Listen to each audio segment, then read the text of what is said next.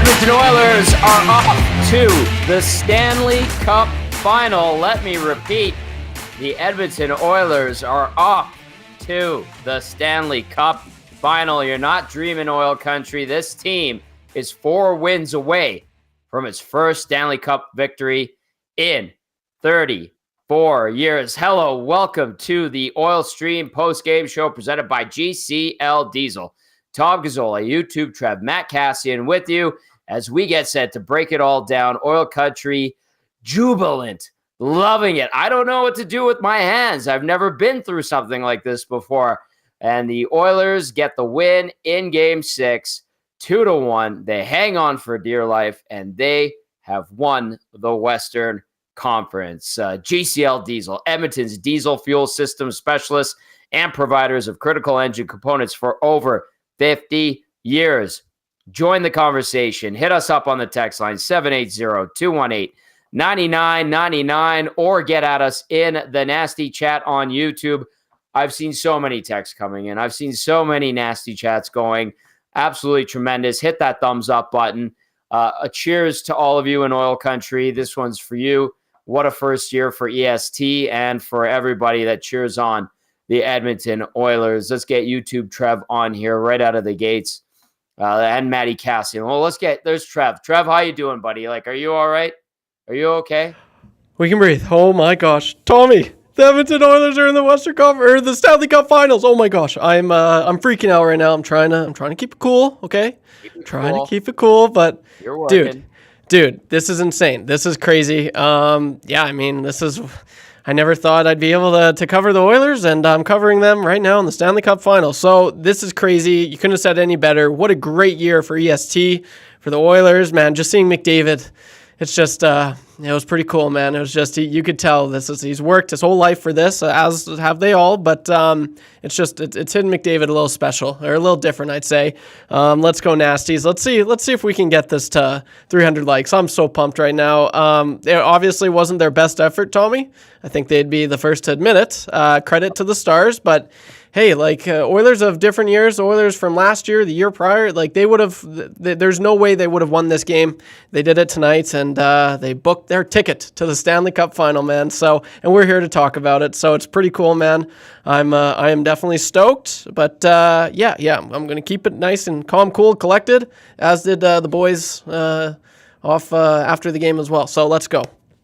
All right. There's YouTube Trev. He is enjoying the moment, as is about 1.4 million Edmontonians and Northern Albertans and Oilers fans far and wide. They are off to the Stanley Cup Final. It is real in a 2-1 victory over the Dallas Stars, wrapping up the series in 6 games. Let's get Matt Kassian on here, our game analyst, as Edmonton has punched its ticket to the championship final. Matty, we're going to break this game down, certainly, but just seeing them pull it off and all those years, the decade of darkness, and they're finally in the big dance once again. What comes to mind? You played against them a bunch of years, and you've seen the city deal with everything that it has over the last 18 years, basically. What can you say, pal? It's nice to win, Tommy. No, I'm really excited. I'm really excited for the city, for the people. It's not done yet. The journey is not over, not finished. Still more to go. But Tom, it's exciting. Just happy for people. You have a lot of fans that have stuck with it for so long, that have gritted it out, been the butt of a lot of jokes in the NHL for a long time, and just had to suffer through misery, a lot of misery. But Tom, something to be excited about. That's another banner being raised in the building. Pretty cool. So lots of fun. Western Conference champions. Now you got a shot. Now you got a shot. Now you got a shot. Wins. A legitimate, real shot at winning the NHL. So pretty exciting, Tom. I'm pretty pumped up for him.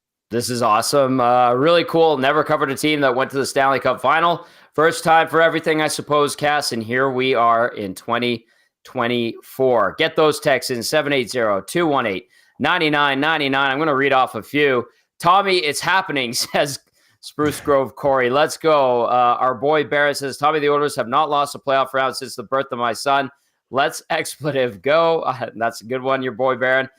Sheldon says, let's go, boys. Stu was totally out of his mind tonight. What a gutsy win from Sasky Sheldon. And Jeff from GP says, oh, my God, let's go. So happy. Keep those coming in. We'll read off as many as we can as we move through the evening. But first, the first thing we need to take care of, and that is the scoring summary and game stats from this one as the Oilers punch their ticket to the 2024 Stanley Cup Final. Very happy for a lot of people that I worked with and have gotten to know really well over the years that have poured a lot of blood, sweat, and tears into this. Kudos to all of them. All right, in the first period, Connor McDavid scoring a brilliant goal, perhaps his best in the playoffs. I mean, he scored some absolute masterpieces, but this one in the postseason was tremendous. He walked around Miro Heiskanen and then tucked it past Jake Ottinger on the backhand on the power play, his fifth of the postseason. Draisaitl and Bouchard the assist. 1-0 Oilers at 4:17. The place was going nuts. And then it did it all over again on the power play again. At 15:42, Connor McDavid finds Zach Hyman. Quick shot, high blocker, beats Jake Ottinger. 2-0 Oilers. Bouchard, the secondary assist. No scoring in the second period. In the third, the Oilers just trying to hold the fort as best as they can. You could feel it coming from the Dallas Stars. You figured that they would probably break through, and they did. A Karam that comes off the back wall, active back wall behind Stu Skinner. He gets caught out of position. Mason Marchment, I should say, pots home into the empty net. The Karam off the back wall for his third of the postseason. Seguin and Tanev, the assist, 2-1. Hang on to your butts the rest of the way. That goal coming at 9:18. Edmonton bends, does not break. Stu Skinner, rock solid, some great saves. Defensively, the Oilers managed to hold and ultimately hang on for the 2-1 win, clinching the series. Shots on goal. Did they ever hang on? 35-10 in favor of the Dallas Stars. The Stars dominate, well, not dominate, but they handle the face-off battle pretty well. 56.6% to 43.4. Edmonton on the power play. Here's the difference, 2 for 2. Edmonton on the PK. Big time in this series. Immaculate, just like they were against the Los Angeles Kings, not giving up anything. PK going 3-4-3. Hits 31-18 in favor of the Stars. Block shots 19-7 in favor of the Oilers. Giveaways 17 apiece. Takeaways 8 apiece. They've just changed it to 9 apiece. At the end of the day, the number that matters most is 2 for goals under Edmonton's column, 1 for goals under the Dallas Stars column. Wins 4 for the Edmonton Oilers, 2 for the Dallas Stars. Your Western Conference champions in 2024, the Edmonton Oilers. Cass, tell us what you thought about that game. Well, if there was a better way of describing just holding on and hoping you make it through. My goodness. I don't know. That's kind of sums up the game. Your power play puts you up early, which is exactly what we had talked about before the game. I think what the team had hoped for, and probably Dallas's worst fear, to be frank, is that the power play continued to clip along. So you get up a few. Dallas pushed, and Edmonton just hung on for dear life. Not a lot of shots at the net, not a tremendous amount of opportunities. Dallas outplayed them. Dallas outplayed the Edmonton Oilers today. But, wait a second, Tom. Yes? Oh, I'm just trying to count in my head how many people messaged in text in these playoffs about Stuart Skinner. A lot. And about not having any trust in him. And how dare I say that he should be your starter, and how dare I say that it was the right decision to put him back in, and how dare I have trust in Stuart Skinner to get this team to the Stanley Cup Finals. I mean, he did. He just did. Played a great game, solid game, kept the team in it. When they were just holding on. Again, it wasn't pretty. You found a way to win. I don't think anyone here cares that it wasn't a pretty way to win, nor should you care. You just found a way to win, scored a couple goals. So, yeah, it would. Tommy was not a Van Gogh or a Da Vinci by any means. It was more like, actually, I shouldn't say, it's more like my drawings. I was going to say my 9-year-old, but she draws better than I do. So it's more like my drawings. When they not pretty, but it communicated what it needed to. So they got the job done, Tom. Well said, Cass, and I like that you get your little bit of a pushback there. I'm going to get my digs in. Yep. Yeah, you can get your digs in, and deservedly so. I'll throw this at you. It's going to come in at some point, after the jubilation of the win, and there's going to be some out there like, hang on. And yes, I understand. Hang on. There's a lot of work to be done still with one more series remaining, and it doesn't get going till Saturday on the 8th of June. But Cass, before those who start saying, if you play like that, you're going to lose to the Florida Panthers. You're damn right. If you play like that, you're going to lose to the Florida Panthers. But before we even get there, there's going to be a reset, Cass. There's going to be a strategy change. That was just worry about winning the day, what we saw tonight, right? That has no bearing on anything past tonight, the way that this game went down. Is that fair to say? Oh, it's a new team, new series, new game. We talked about that all the time, and the teams both talked about it over the course of that series, where it's like, each series is a new series. Each game is a new game. Each period is a new period, and you can see momentum shifts and changes and everything different. So if you played that way against Florida probably beats you. I mean, most nights Dallas is going to beat you the way that you played and the way that Dallas played. Realistically, 9 out of 10 times they are going to beat you. Now they didn't tonight. Great for Edmonton Oilers and Edmonton Oilers fans. But of course, Florida would beat you if you play like that. Most teams would beat you if you play like that, but they didn't. They got some good goaltending and they snuck through. So all that matters is they won the day and they can enjoy a little bit and then reset, refocus for Saturday in Florida. All right, let's get to some more text. Justin of Balgoni says, I can finally say Skinner stole that game. LFG, Stanley Cup final. Joel sends in a video. Very nice. Joel's popped up. Shaggy in St. Albert, who all along has said put up or shut up. Shaggy in St. Albert texted, says, the most Oilers way to win. Scored 2 goals. Let the Stars take over the rest of the game. 10 shots the whole game. No killer instinct. Had to rely on Skinner to save them. As Cass would probably say, a series-clinching win is a series-clinching win. Oilers have to always make it more difficult for themselves. Put up or shut up in the Cup final from Shaggy in St. Albert. Text us 780-218-9999 or get into the nasty chat if you're watching on YouTube. It is the GCL Diesel Oil Street post-game show. The Oilers off to the Stanley Cup final. More text to get to. Let's go to this one. It says, holy expletive. Let's expletive go Stu with a legendary performance. Cass, where's his confidence right now? Where is this guy at mentally after everything he went through in the second round, in your opinion?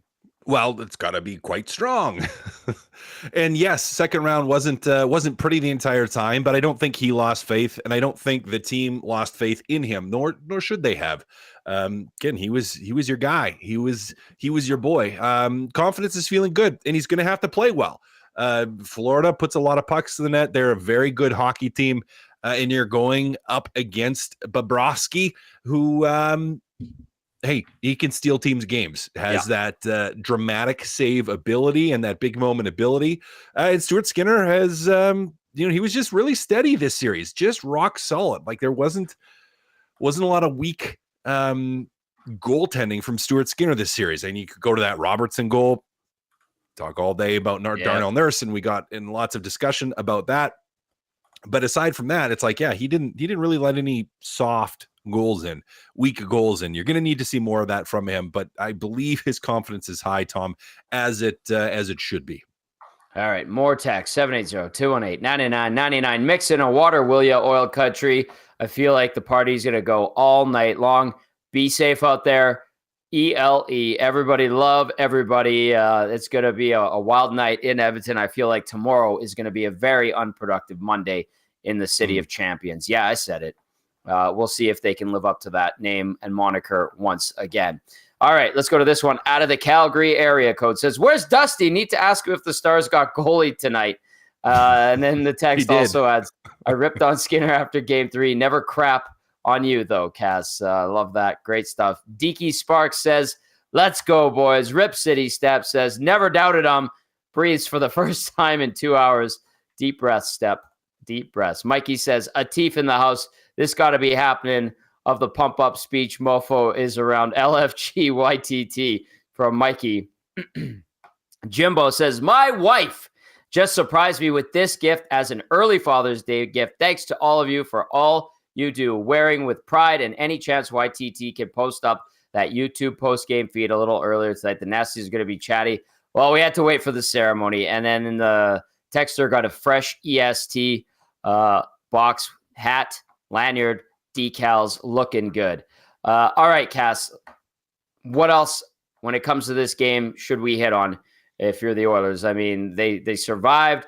The lineup, getting Derek Ryan in there, like just the right move again from Chris Noblock and the coaching staff. Where do we go from here? Well, you go to the Stanley Cup final. That's where you go. Hey there. Noblock seemed to have an uncanny ability to have a pulse on his team this series.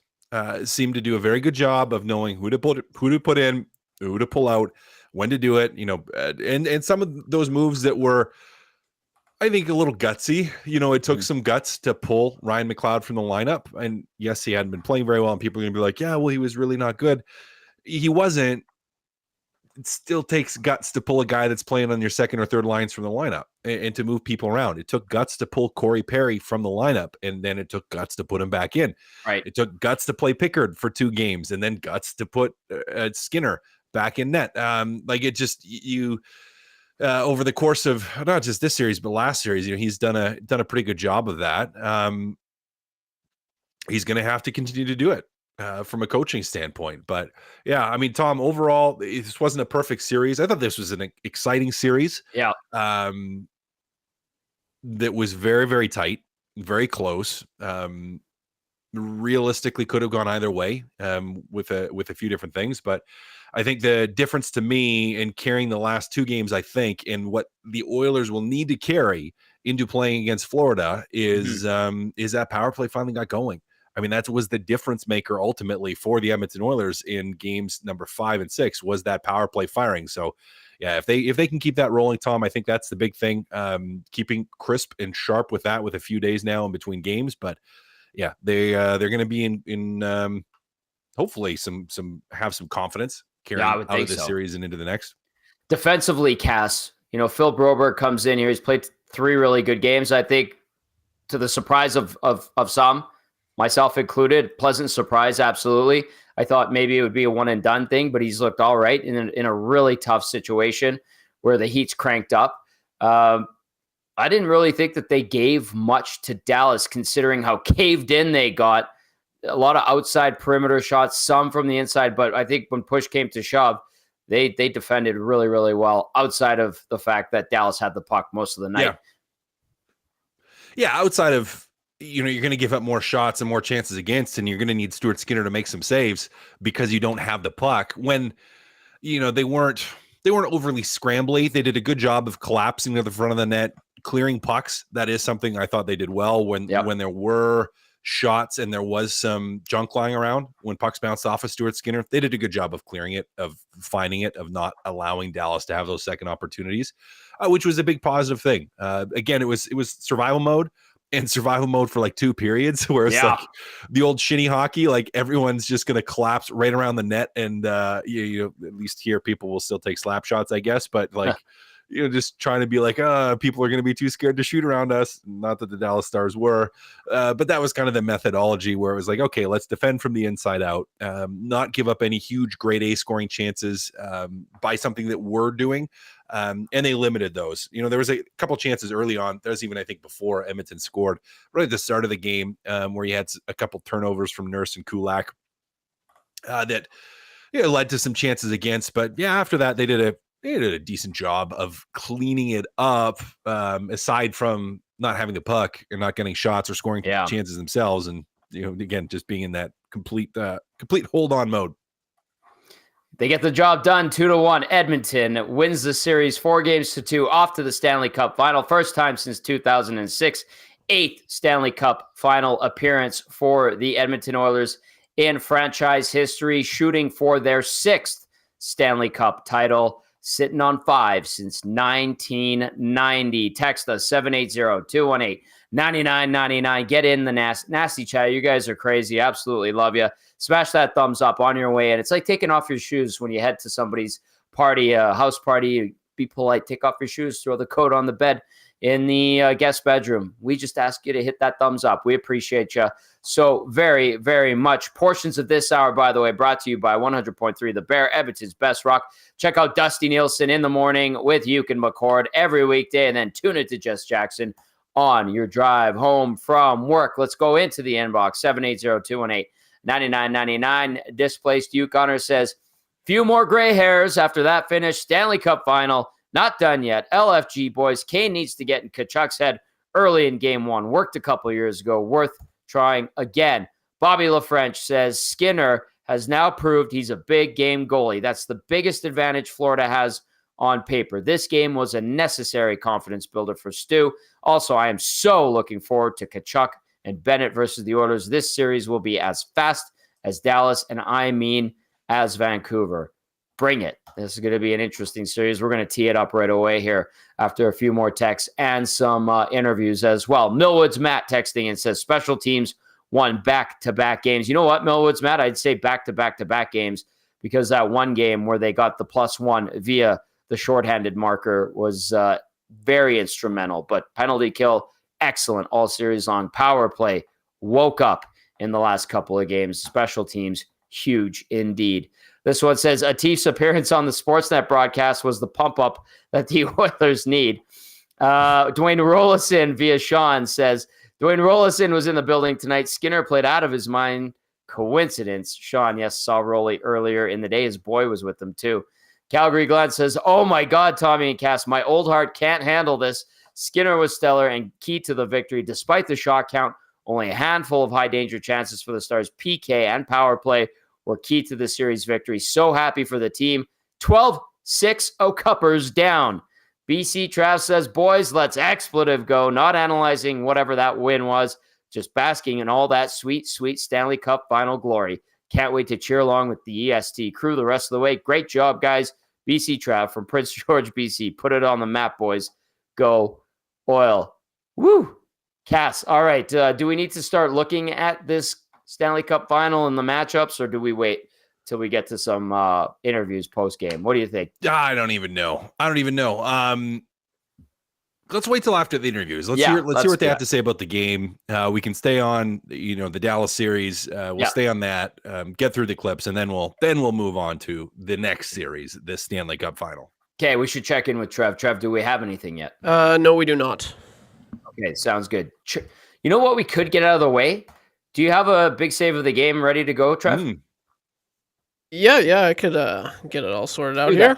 Let's kind of get rid of some of the fun stuff, and we'll get to the even more fun stuff as we get that coming in from the Oilers locker room. So without further ado, let's get to the Christopher Boyle big save of the game.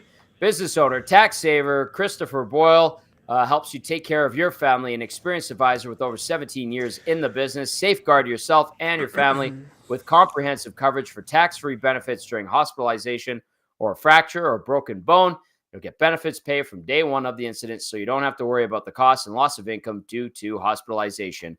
Preserve your income, protect your paycheck by visiting www.christopherboyle.net. Go ahead, YouTube, Trev. Take it away.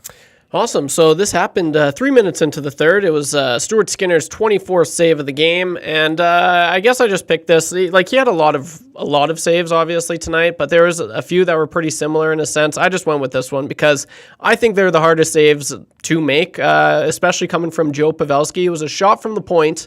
Thomas Harley, he ripped one, and Joe Pavelski, I mean, if you're new to hockey, maybe you're not. He's been doing this since he entered the league. He is probably the best guy to do it and one of the best guys to ever do it. He's got really good hands in front of the net. A lot of his goals are deflections in. It changed within 3 feet of Stuart Skinner. He made a great save, right? Your reaction time has to be exquisite. And it was. Stuart Skinner was exquisite in this play. It was a huge save. It was a timely save. And Stuart Skinner, he made a lot tonight, but this is the big save of the game. Nicely done, YouTube, Trev. The big save of the game by Stu Skinner on Joe Pavelski. Let's get Cass back on here. Cass, Joe Pavelski, 39 years old, almost 40. You think that this could be it for him, and what a player he's been for such a long time.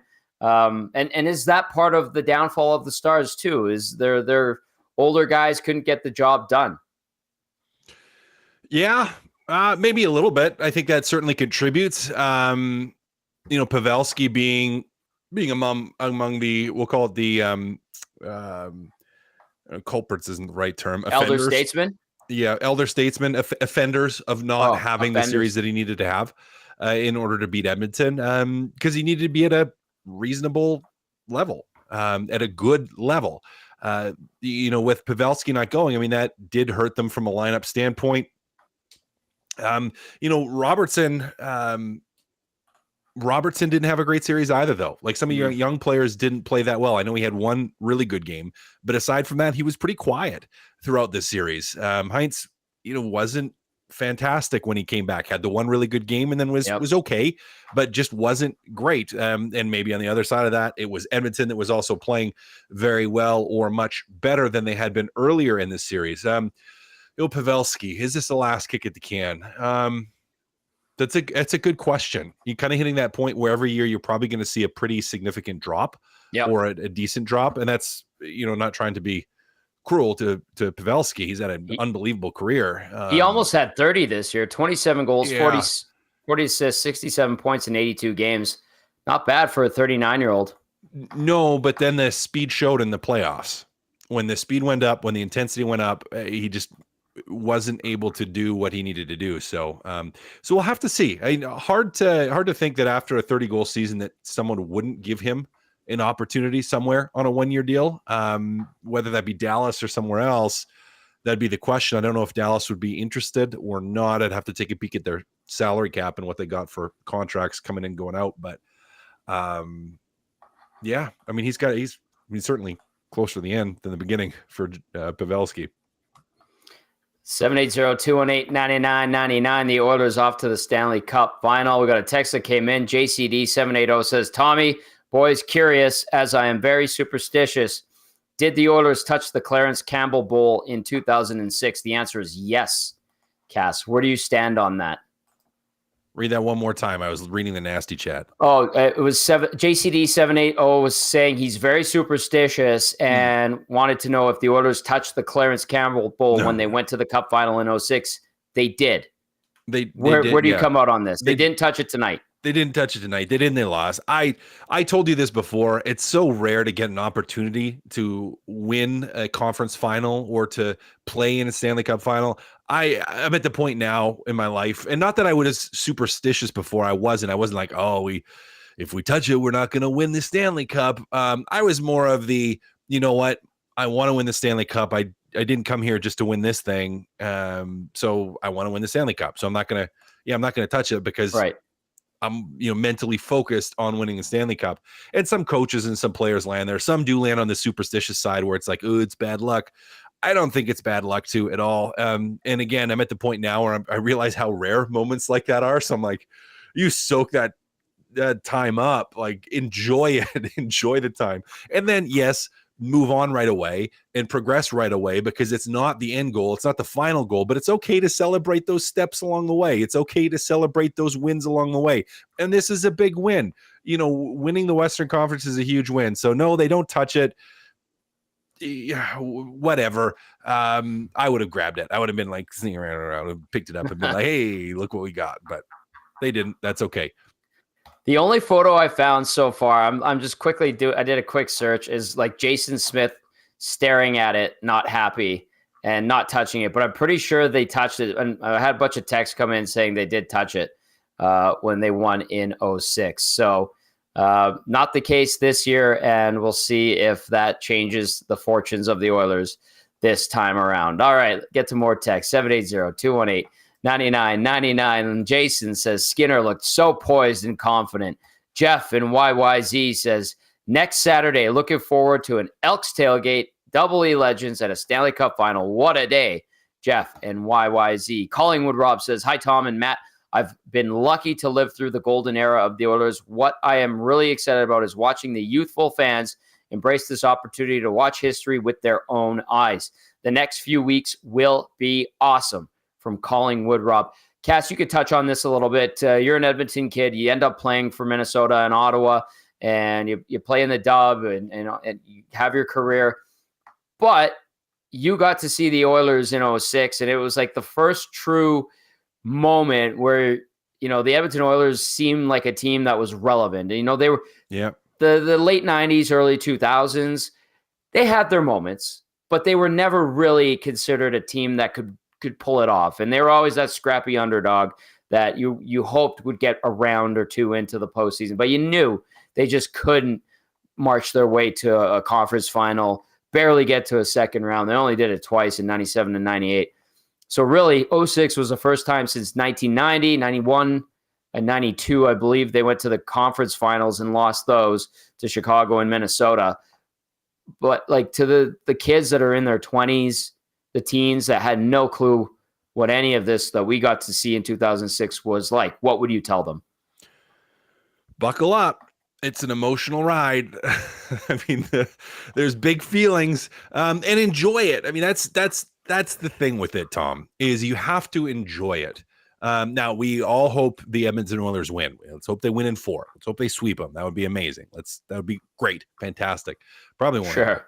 But let's hope that happens, but probably not going to happen. But it really, I mean, and you just talked about it, Tom. It has been a long time. It's been a long time. Moments like these, they don't come along very often as a player and as a fan. Now you have, occasional teams that are dynasties, or call them modern dynasties, where it's 2 or 3, maybe 4 years in a row where they have an opportunity to win. But it's very rare now, right? In any sport, or most sports, I shouldn't say any, but in most sports, pretty rare. The NHL is one of the most difficult leagues to make it to the finals in. 7-game series, 16 teams. It's difficult. Enjoy it. You're here.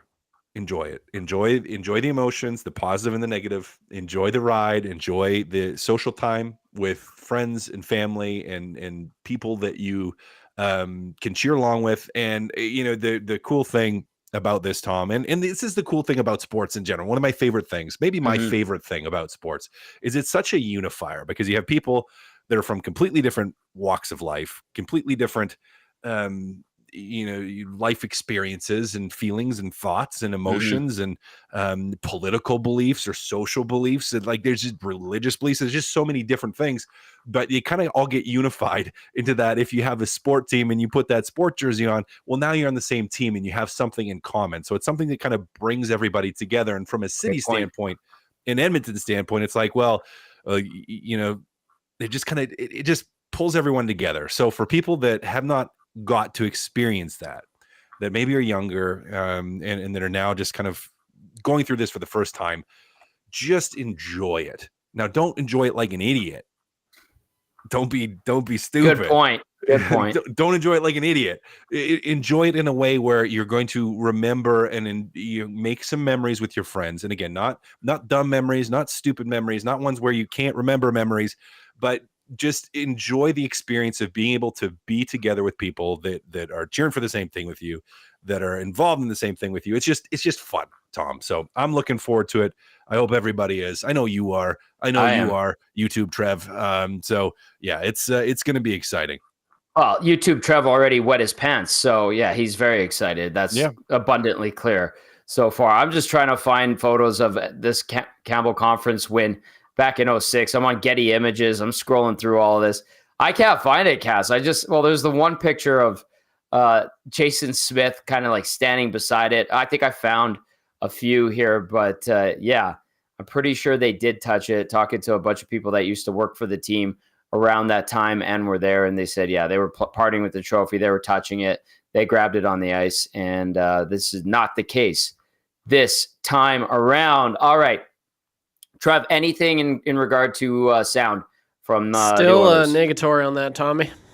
Okay, that's okay. We have plenty of text to get to. It's the GCL Diesel Oil Stream post-game show. The Edmonton Oilers are off to the Stanley Cup final, ladies and gentlemen. This is unbelievable to be saying it, and this city is going to be jubilant. It's going to be roaring. Hopefully, everybody does it, has fun, and like Cass said, safely Do not beat the living crap out of each other. Everybody love everybody. Mix in a water. Do not wreck stuff. Do not wreck stuff. Stuff's expensive. Conroe, Texas, chiming in, says, celebrating in the Lone Star State, says Skinner outplayed Otter. Darnell Nurse, total turnaround. Bring on the Cats. Cass, can we rely on Darnell Nurse now?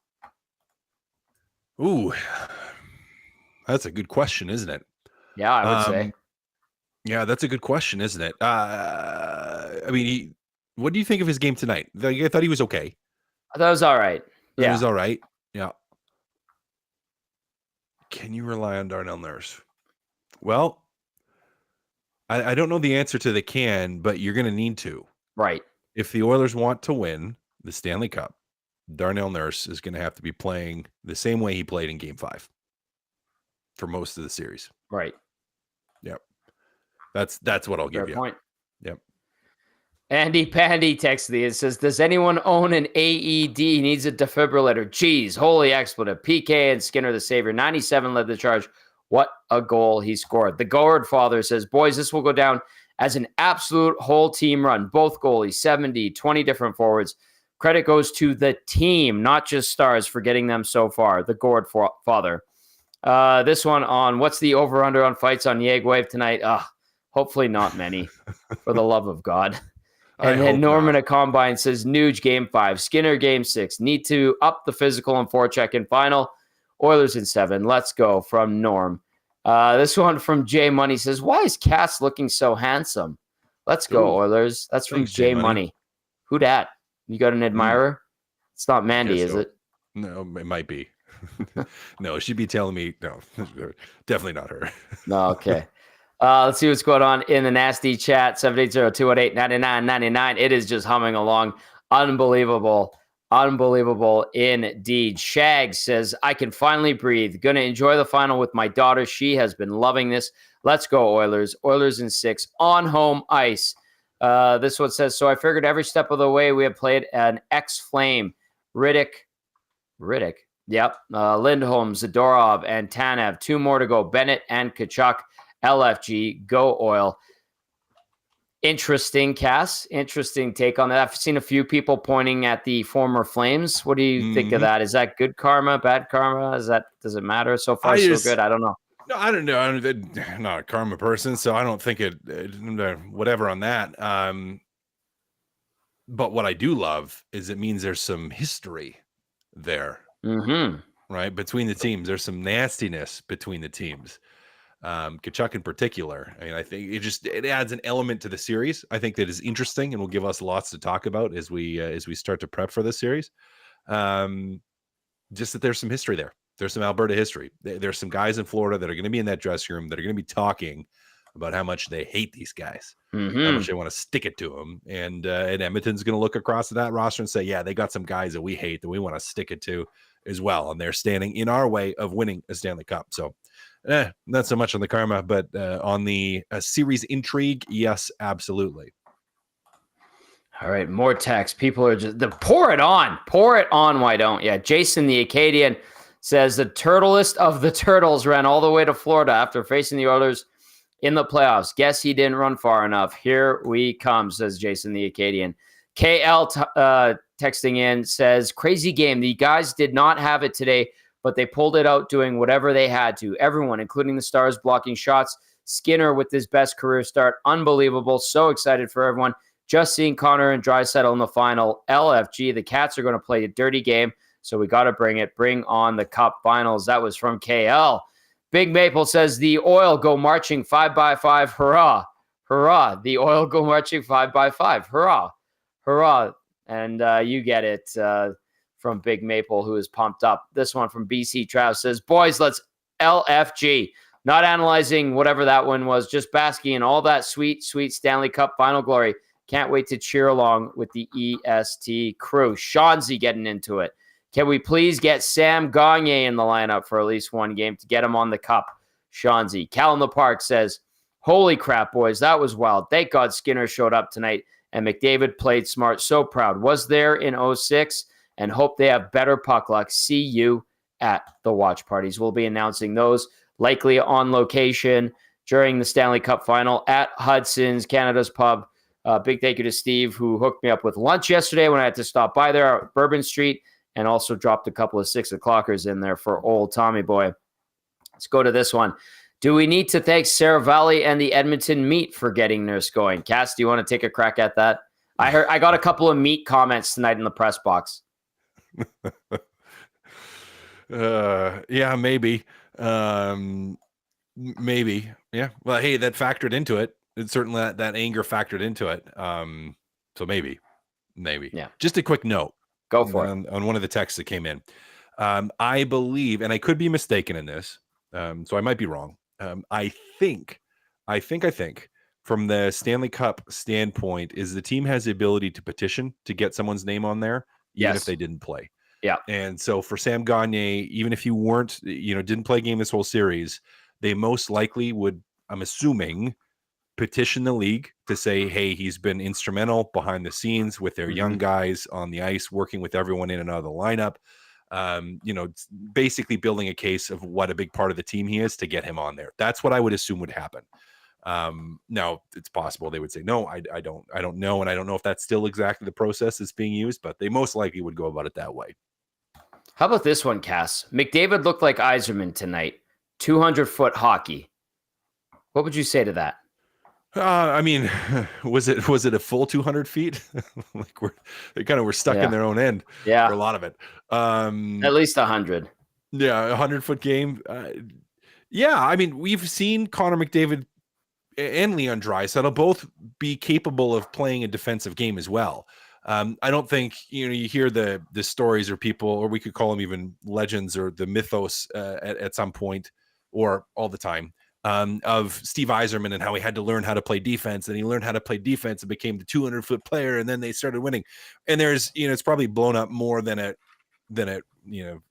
was in reality. But Leon Draisaitl and Connor McDavid have the capacity with their skill set that if they focus and bear down and put their minds to it, they can play good defense. The tools that make them good at offense generally give them the capacity to be very good at defense as well. So, yeah, I mean, I wouldn't necessarily say he played a perfect 200-foot game tonight, but he helped out defensively. They kept the puck out of their net enough to win, so it's good enough for me.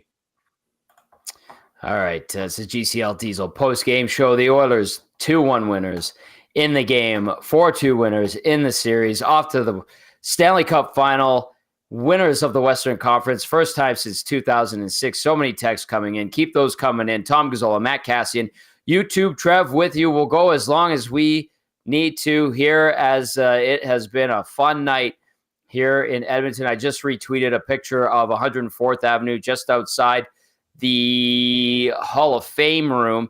Cass, are you surprised the streets are shut down? They were getting the extra police out there. This is something new for the city and the fans, and this is going to be a fun night in Edmonton. Yep. Like you said, there could be some people a little late to work tomorrow. Little late. I feel like it's going to be okay for those who show up a bit late tomorrow. Probably. Most likely. But, yeah, you know what? I mean, they're going to shut some streets down. They're hopefully, again, don't be stupid. Don't be an idiot. Just enjoy and have fun. Be smart. Be safe. Yes. But no, I'm not surprised. No. I'm just, they're showing the plaza. They're showing grown men crying. There's a guy like on the glass with his foot in his head, just like bawling his eyes out. I get it, Cass. Like, I get it.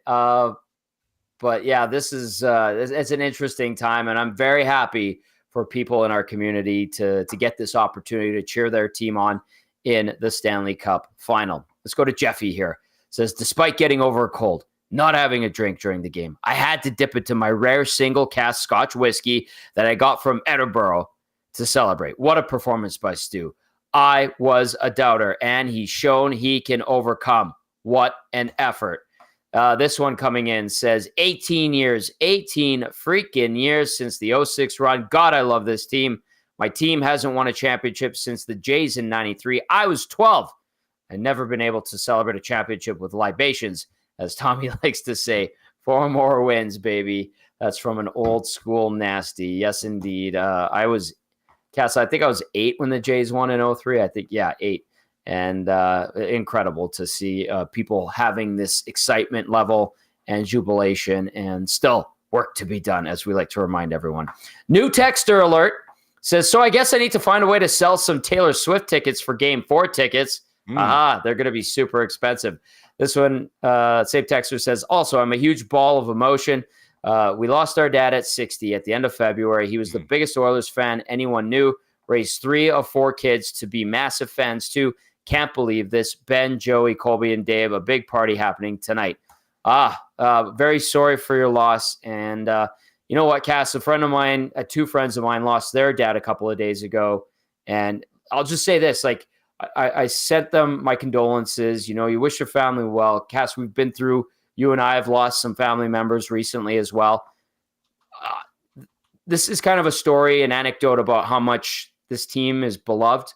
And when I'm going to pass, I'm not going to say their names, but when their dad died, he said his last words to one of them said, I love you. Let's go Oilers. Like, it's incredible, man. Yep. Well, as I mentioned earlier, Tom, you know, one of the beautiful things about sports is the way it can draw people together, because it's shared experiences and commonalities. And sometimes for people that maybe don't have as many commonalities, but it can connect generations, it can connect families, it can connect people, again, that have completely different views on pretty much everything, but they cheer for the same hockey team. They actually will be able to sit down and do something together. But for families, and you think about, you know, people growing up, you know, with their dad, if their dad or stepdad, or, you know, or mom, or whoever was the fan in their life, there was an Oilers fan that was there, and that they were able to bond over and share memories over and enjoyment over, and hopes and dreams and disappointment for this Oilers organization in a lot of ways over a long period of time. I mean, it's years and years and years of memory. So it doesn't surprise me that there would be some people that have that feeling, and that are feeling emotional, and that it pulls that out of them, because it's an emotional thing for people. All right. It is a super emotional thing. Great photo the NHL just put out there, NHL Network did, of all the fans standing behind the team when they accepted the Clarence Campbell Bowl at the end of the game. We are now going to go inside the Oilers locker room and hear from the team. First up, Zach Hyman scored a big goal, the winner tonight. Every playoff series you play, you gain experience, and you're able to play in moments like today when we're getting absolutely shelled and it's 2-1 with 10 minutes left. And you know, maybe another year we crack and they score, but not this year. I think Skinny stands on his head. We have guys throwing their body in front of pucks, and it's not the prettiest win, but I mean, these are the games that we hadn't when we won in the past, so it's a huge win. We've seen this in the regular season and the playoffs. Anytime Chris seems to make a move behind the bench, it seems to pay off for you guys. Just what has he meant for this club? I mean, he came in when we were rock bottom, and I think he just instilled a wave of calmness and confidence. I think he helped guys find their game. He helped some of, you know, our best players, right? Like, we were all struggling. I think that's why our team was where we were. And he came in just with a calming presence, with a process-based plan. And I think for a rookie coach, he's done a pretty good job. Like, he's had an impact on these playoff series with his decisions, with his game management. And as a player, that's all you want with a coach, is to give you a plan and you can go out and execute. So he's been phenomenal. Zach, what do you think of the atmosphere of the fans being able to do this type of thing in front of the home crowd? I mean, I was doing an interview after. I couldn't even hear the questions. They were so loud. Like, this is one of the reasons I wanted to come here. I remember as a kid watching Edmonton, Carolina, and my brothers and I were like, "Oh, that building is crazy! Like, it is the loudest building we've ever seen on TV." And I vividly remember talking to my brother Spence about it when we signed. Like, man, I hope we get an opportunity to go to the Stanley Cup final in front of these fans. And I mean, it was crazy loud for Game 6, for the closeout game. And I expect it to be bonkers. I mean, it's going to be wild. And this is why you come to a market like this, to play in front of fans like this. This is what you dream of. Everyone's cheering for the Oilers. That's nice. Any additional pressure knowing you're Canada's team now? Well, I don't know if Toronto's cheering for us, but but it's nice your Ottawa is. Listen, I mean, hockey means so much to Canada and to Canadians, and it's been a long time since a Canadian team has won the Cup. So, I mean, it would mean a lot to Canadians, whether they're Oiler fans or not, I'm sure. Some pride over the Americans, but, I mean, that's pretty cool to hear. There you go. There's Zach Hyman talking about making it to the Stanley Cup final. All right, Cass, just your thoughts and reaction to what Hyman had to say, scoring a big game-winning goal tonight. Yeah, well, hey, the fans are loud. The emotions are real. It's going to get louder. And, yeah, Noblock came in when the chips were down, and he has pushed the right buttons. He has pulled the right levers, and he has he's brought the team and helped steer them to where they are now, which is great. Job's not done yet, but it's going to be an exciting ride, Tom, with lots of emotions. In this next round. Yeah, November 9th, 2023. You and I did the post-game show. Yep. The season was just an absolute tire fire. 2-9-1. They had just lost to the San Jose Sharks 3-2 in an absolutely pathetic performance.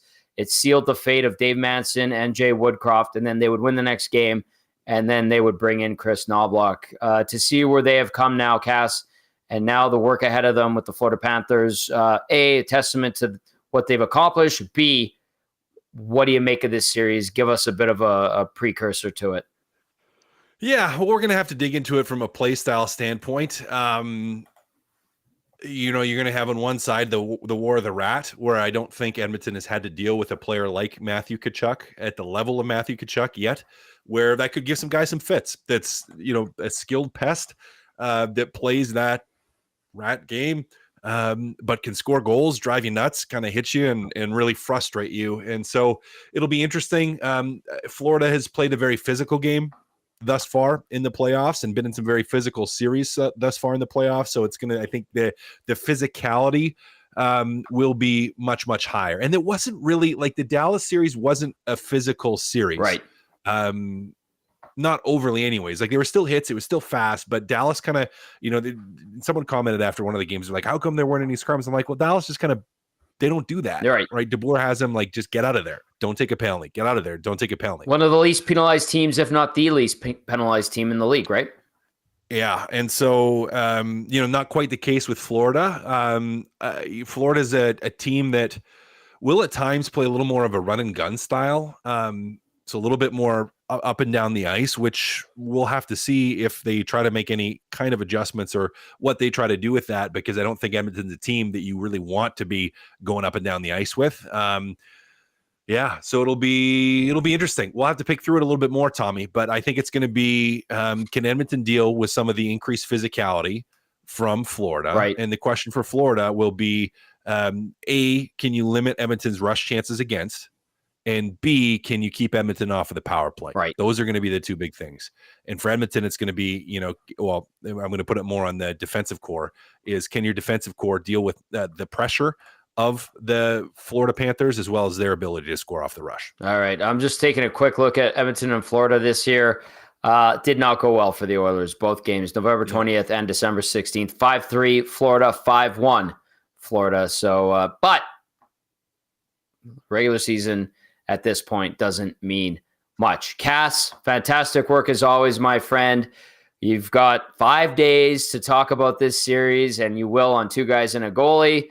And I'm looking forward to covering a Stanley Cup final with you right here on the GCL Diesel Oil Stream pre- and post-game show, my friend. Rest up.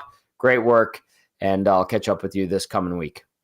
Yep, going to be great. I look forward to it. That is our game analyst, Matt Kassian, helping us break down the Oilers' 2-1 victory over the Dallas Stars. 4-2, they win the series and are Western Conference champions for the first time since 2006. Tom Gazzola, YouTube, Trev with you still. Text us 780-218-9999. Brad from Crossfield says, LFG, boys, when was the last time a team didn't allow a power play goal all series? Brad? Round 1 against the LA Kings. The Oilers did it to the LA Kings. So this team is doing some great work on the PK. All right, YouTube, Trev, we've got more audio to get to inside the Oilers locker room. Who is next? Yeah, he was lights out all night tonight, Tommy. We're going to go to the netminder, the Oilers netminder. This is Stuart Skinner. Maybe the best game you played perhaps ever? What do you think? On if this was the best game. I don't know. I haven't seen you play much better than this. Well, I appreciate that. It was obviously a great game. It was just a hard-fought battle through the whole 60 minutes. You obviously knew that Dallas was going to come out, and they gave us a hard time every single game. I mean, looking back on all the scores, everything was tight, everything was close. Just an incredible team to play against, and a great challenge for us to play, and also just to get through. And the same thing is going to be going forward here against Florida. They're going to be another amazing challenge for us to get to play. Did you ever think you'd play a hockey game and be the goalie in a game where you get to go to the Stanley Cup after? If you told me this 5-6 years ago, I'd probably tell you you're crazy. But honestly, moments like this, it's really hard to say. It's very cool, and it's it's a lot more than cool. But it's very exciting, and I'm very fortunate and grateful to be a part of such an amazing club. Stu, since you got the 2-game rest, you come back, you're 6-2, you have a .925 save percentage and a goals against under 2. What did that break do for you? Yeah, I think it was obviously a good time for me to kind of reset mentally and get some rest physically and just really remember what I'm here to do. And I think after that break, being able to come back and have the games that I was able to play and winning Game 7 against Vancouver and just bringing that momentum into the Dallas series, I think was just really massive for myself personally. Not only that, but the way that our team's been playing lately is just it's pretty incredible. And there's no way I have any types of numbers like that without the guys in front of me. Stu, you said goalies like to challenge themselves against the other team's goalie. Was that the case in this series? I wasn't thinking too much about that. I'm sure Otter wasn't thinking too much on that as well. You just want to play as good as? Yeah, I mean, obviously you want to play better, but Otter is an incredible goalie, and I wasn't able to get all the words out in the lineup. But for him, it's incredible to watch him year in year out. He's again one of the best goalies in the world. Stu, what did you see from both sides, especially back there? Just tonight, or? Yeah, all series long. I think both teams were incredible on both sides, power plays and PKs. Obviously, the last 2 games we were able to get some huge power play goals, and they weren't pretty. They were gritty. Well, obviously the one that Dave had was pretty, but they were gritty goals, and it's hard to win a special teams battle. And the way that we were able to do that is against a team like this is pretty special. When your captain comes out in a game of this magnitude and scores that kind of goal early in the game, what's it say or what's it do for everybody? Yeah, well, being able to just get a lead right away is obviously a nice feeling. But seeing him, the way that he played, not only for that shift but for the whole game, it brings everyone else to do the same thing, and it challenges everybody else to skate like that and to work as hard as he does. And the way that he leads as a person off the ice is amazing, but he also leads by the way that he plays too. So you were pretty young in 2006. Did you watch the playoffs? I did. Yeah, I did watch. Of course, I was watching Rolly the goalie was my idol. So pretty cool. You were able that he came to the game tonight. Saw him this morning, and pretty cool. We were able to have a moment like this with him in the building. Stu, they say a lot of times your best penalty killer has to be your goalie. I think that's true, but your guys, there's a lot of penalty kills. You didn't even face a shot. Can you just talk about what you saw from your vantage point on your PK in the series, and really it's dating back to the last 4 games against Vancouver as well? Yeah, 100%. The commitment to blocking shots at the right times. Guys are doing absolutely everything that we possibly can to get the puck out. Being able to grind in the corners.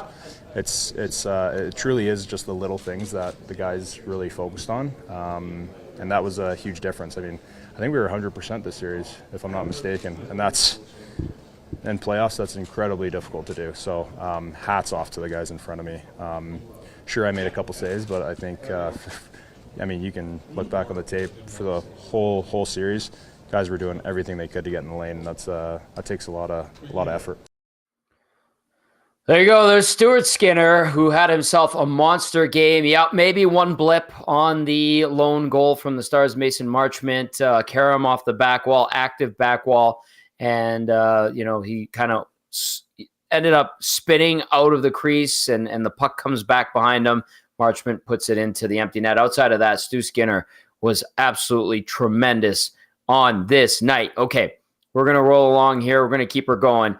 780-218-9999. It is the GCL Diesel Oil Stream post-game show. Tom Gazzola, YouTube, Trev with you still as we roll along. Tons of people watching. If you're watching on YouTube, please and thank you. Hit that thumbs up button. If you're listening, maybe you're on your way home from the rink, maybe you're in your vehicle, on iHeartRadio, TuneIn, EdmontonSportsTalk.com audio player, or Apple Music. You could get at us in the inbox, 780-218-9999. YouTubers, nasty chat as always. I want to get to a few before we go to our next interview. Barry texting in says, we don't need to talk about the finals yet. Enjoy the win tonight. I said that earlier. And Barry added, all I know is everyone better get their PTO in and their livers ready. It's going to be a ride. And at the end, tears will be shed and many 6 o'clockers will be had. Yes, indeed. Enjoying one right now as we hum along. Mary says, Darnell Nurse has earned the right to the benefit of the doubt. He came back from it happens and showed his worth. Also has T-Biscuit. Don't use the street closures as an excuse to be late for work. How does it feel to cover an Oilers Stanley Cup final round? I will not be late for work. I will have the Oil Stream tomorrow at noon with Sean Bell in for Dustin Nielsen. We have Elks coverage, by the way, tomorrow. Matthew Iwanek will be taking care of some business there. We'll be wall-to-wall Stanley Cup final. How does it feel to cover an Oilers Stanley Cup final round? I'm very excited about it. I've covered this team. This is my 17th season. Started my first year of college. I was very fortunate, and I was with the team for 8 years at Oilers TV, and that was during the decade of darkness. The last year was 2018, so I did get to enjoy covering a team in the second round in 2017. But this has been really cool. I've enjoyed it. The thing that I enjoy the most out of it, I'll be completely honest with you, is seeing the city as excited and as electric as it is. My friends, people in my family who watch and love the team. To me, that's the best part. Watching the hockey on the ice is phenomenal. We've got a job to do. I'm very much like that.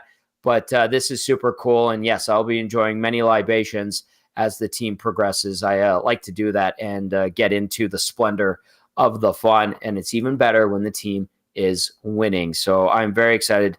This will be my second Stanley Cup final to cover. The one in 2020 during the bubble was weird. I'll just say that. I was there for that one covering it. It was strange. This one, absolutely gonna be crazy, I'm sure. Let's go to Herb's Ho. Says, I can't explain how excited I am for the Oilers and the fans. It's been one hell of a journey over the last 18 years. I am elated. Not only that, I met my wife 18 years ago during the Oilers Cup run. What a time to be alive. Congratulations to the boys. Time to rest up and head to the Sunshine State to start the Cup final. I cannot believe it. Let's go Oilers, says Herb's Hose. I'm losing my breath, Trev. I am losing my breath. All right. Do we have more audio to get to? Do we have some ready? Yes, we do, Tommy. We're going to hear from, right now, the longest tenure Oiler, Ryan Nugent-Hopkins. Yeah, I mean, they pushed all game after we got the two, but Stu made the big saves when he needed to, and I thought we did a pretty good job of limiting their high-quality scoring chances, but having said that, he still made some unbelievable saves to maintain the lead there for us. So you've waited a long time for this. I mean, now that it's here, is it kind of what you imagined? Yeah, I mean, it's obviously exciting. That's why this is what we play for right here. But there's a lot of work left. Obviously, we're going to face a good team. We know who we're playing already, which is kind of nice. So we'll soak it in. We'll enjoy it tonight. But yeah, I mean, we got a week to get ready here. What do you make of that atmosphere out there? I mean, unbelievable. It's hard to put into words, really. I mean, they just keep getting louder and louder every year, and every series, every game. It's nice to be able to do this in front of them tonight, and I mean we rally behind their support every night. Ryan, you're up 2-0, and you know you guys are obviously very confident in your defensive game, maybe a lot more than you ever have been before. Ideally, do you want to push a little bit more than you did in the final 2 periods? Yeah, I mean, of course. I mean, you want to push without giving away any easy chances, and I thought they did. They're a good team. They're hard to when they're pushing like that. They're hard to create a lot of offense against. So, ideally, of course, we're going to push a little more, play a little more in the O-zone, and put some more pucks on net. But at the end of the day, we got the job done, and we'll look forward to playing forward here. When you're protecting the lead, is the clock never moving fast enough? Yeah, you keep looking at the clock, says, "Geez, when's it going to get over here?" You try not to, but of course, I mean, I think there's 20 whistles in the last 5 minutes or something. So it's be lying if I said if it wasn't stressful. But I mean, it's what it's all about, and the boys did a great job. You've had a lot of goalies here in the time you've been here. Tell us about Stu Skinner. I mean, incredible. Every time we need him to put on a big performance, he steps up. So tonight, the other night when they got the one to start to push, I mean, he's just been incredible for us. Some huge performances, and I mean, I know that he's gonna prepare here, and we're gonna get ready to go next week. Right. What about special teams in this series? Right? Yeah, I mean, it's something we work on all year, and we take a lot of pride in. Obviously, I think our power play, having the 2 games tonight, the other night, was big for us, and I mean, PK has been rolling. It's always a new challenge with who you're playing next, so we'll look forward to that. But yeah, I mean, we take a lot of pride in it, and we're going to keep getting better. You practice against Connor. You've played in so many games with him. When you see something like that, do you think you're watching a video game sometimes? Yeah, I mean, you still don't get used to it for sure. I'm sure you guys watching him on a daily basis too. You don't get used to it. It's he pulls something like that out, and I mean, it's pretty mind-boggling. But yeah, for him to make that play a night like tonight is incredible, and that's why he's our leader. At what point did you guys decide not to touch the trophy? Pretty late. I mean, it was after for sure. Wasn't a whole lot of discussion. Just I don't know. I mean, it just came about it. Obviously, never been in the situation. We didn't talk about it before, so that was the decision. Ryan, if we told you on November 10th or 12th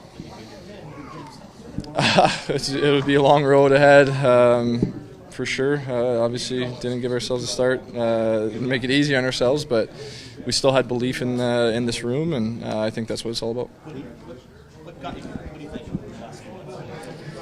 Well, I think I just kind of touched on belief in each other and ourselves, and that we could get the job done. And if we play our best hockey, we can play with anybody. All right, there's Ryan Nugent-Hopkins, pretty happy, but still very businesslike, and reminded that to us where they have some work to do, absolutely, and still kind of level-headed. Good for Ryan Nugent-Hopkins. At least they have the big goal in mind, enjoying the moment, certainly chuckling about the fact that they didn't decide if they were going to touch the trophy or not. Probably a good way to go about it, to be honest with you. So there you go. The Oilers do not touch the Clarence S. Campbell Bowl, much like how the Florida Panthers last night did not touch the, the Prince of Wales trophy, and neither team touching it. Poor Bill Daly, the only one there. But they took the picture around Bill Daly and put on a brave face and smiled. And we'll see if good fortune follows the Oilers in the Stanley Cup final. Can't believe I'm saying it, folks. They're off to the Stanley Cup final. 18 years you've waited. Some people don't even know what a Stanley Cup final with the Oilers involved is like. A lot of Oiler fans, young ones in their teens, certainly early 20s, would not have a clue really what that would be like. And they're going to get that full experience coming up starting on Saturday. I've seen some texts in the nasty chat saying, hey, why is the series starting June 8th? Well, if you watched Hello Hockey, listened to Hello Hockey last weekend, our Hello Hockey insider David Pagnotta revealed and broke the news of the Stanley Cup final schedule, and it has nothing to do with building availability, has nothing to do with TV. They had June 8th as a starting day from a week and a bit ago. and they had this schedule planned out way ahead of time. Also, each game will be a 6 o'clock start our time, game 1 through 7. So that's some good news as well. Let's go back inside the Oilers locker room, or I think it's the Hall of Fame room this time. YouTube, Trev, who's up next? Really excited to hear these guys. This is the captain and assistant captain of the Edmonton Oilers, Connor McDavid and Leon Draisaitl. Can you go back to November when you were kind of at the lowest point, to where you are now, and then both of you have been here for so long. What's it finally like in this moment? Lowest point of what? The year or the whole time we've been here, or what? Yeah. The whole time we've been here. Yeah, I mean, there's been lots of growing pains for sure. Lots of lessons along the way, and obviously it feels good. It feels great to be in this position. This was always part of the plan, and feels good to be here today. Second row on the right. Connor and Leon, just for both of you, what does this moment right now feel like to have these fans out here and to do this in front of them? Yeah, it means a lot, of course. Like Connor said, a lot of painful years that we've gone through, and lots of learning along the way, and obviously to be able to do it at home, and for this city and for these fans, and for ourselves as well is it's great. It's a great feeling, of course. That being said, of course, we got bigger dreams and bigger goals right now. And Connor, you wore the same suit for Game 4, Game 5, and Game 6. Just want to see if there's a background. Is that on purpose? What's that? You wore the same suit coming into the game for Game 4, 5, and now 6 here. Is there a story behind that? Is it a superstition? Maybe. Let you guys speculate. Connor, this was anything but kind of like a straight line or smooth ride for Stu. He had some bumps along the way here, but when you guys needed him in this game, that's probably as good as he's been in these playoffs. So just your thoughts on the adversity you watched him go through, and then what you thought of him when it was in the balance tonight. Well, first off, he was unbelievable tonight. We're not sitting up here talking about a win if it wasn't for him. We're on a plane to Dallas if it wasn't for Stu. So, he was unbelievable. He's gone through lots. He's still such a young goalie, but he's gone through so much. I keep saying this. A lot of people doubt him. A lot of people don't say the nicest things about him, but he is an elite goaltender in this league. He really is. He showed that tonight. He showed that over the course of the year in the playoffs. He loves proving people wrong, and he certainly did that. Front row left, Mike. Yeah, Leon, you've seen Connor do a lot of moves before. Have you ever seen that one? And Connor, can you just, after Leon's done, just take us through the goal and what was going through your mind there? Yeah, it was nice. Seen it before, but nice. There's one player in the world that can make plays like that and things like that happen. I don't know what to say. He knows what I think of him. I think everybody does. So I'll just leave it at that. It's just there's one player in the world that can make things like that happen. Third row left, Jason. Oh, sorry. The goal. Got the puck from Leo up high, and just I like being on that left side. I like being on that left flank, and tried to get to the middle of the rink, and that was the best way I thought possible.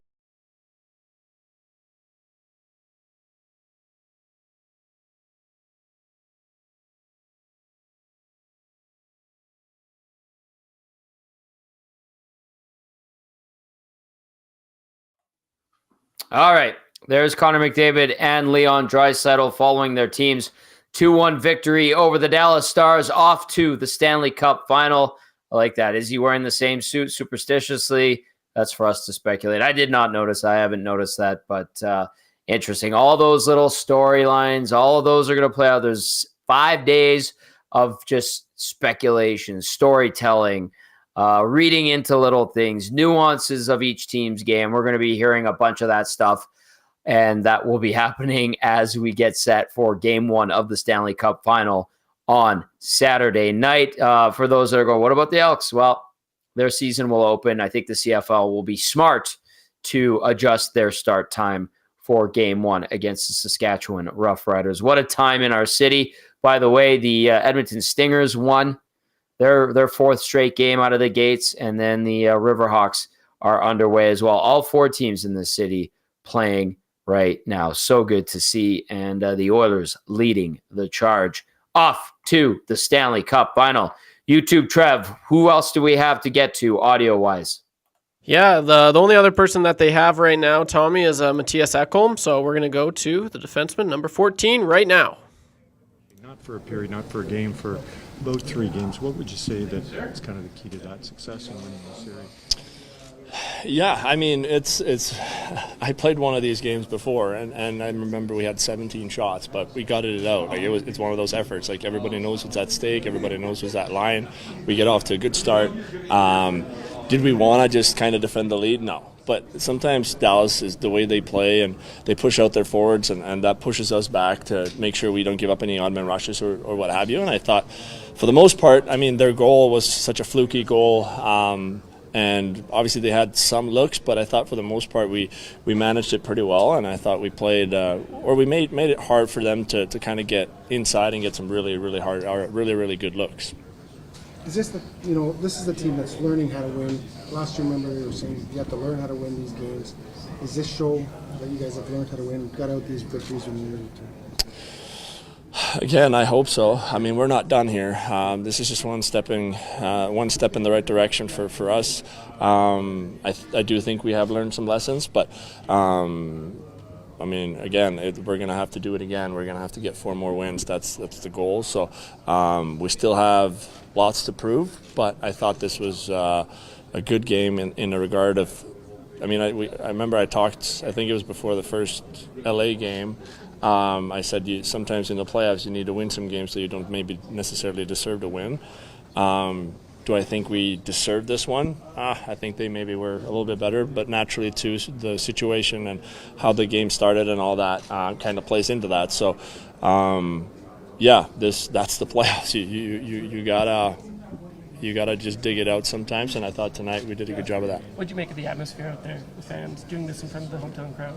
Unbelievable. Like when the puck went out there and there was 2 seconds left, I don't think I've ever heard a louder building in my career. So it's just awesome. You see the fans, you see everybody staying afterwards to really soak in the moment, and hopefully we got more in store for them here. So they've been awesome all playoffs, all year. Like they always show up for us. So definitely fed off that crowd tonight. How much for you personally going back to a final? It's so great. I mean, I'm not 24 anymore. I'm 34. So I mean, I know. Hopefully, I got lots of years left, but realistically, maybe not. So knowing that I've been in the league for 11, 12 years now, and I mean, I reached the final twice. It's hard. It's a hard league. It's so competitive. It's I remember my wife said to me before I left for the game, she's like, just enjoy this too. It's one of those moments, like you don't come back here often, and just trying to make the most of it, enjoy it. And sat there, I think it was 7 minutes into the third, and the crowd was loud, and it was just, trying to enjoy the moment, but at the same time, not satisfied at all. I've been here before, and I know how much it sucks to lose a final, so not looking to do that again. How much does it help to win a game you should have won McDavid doing what he did?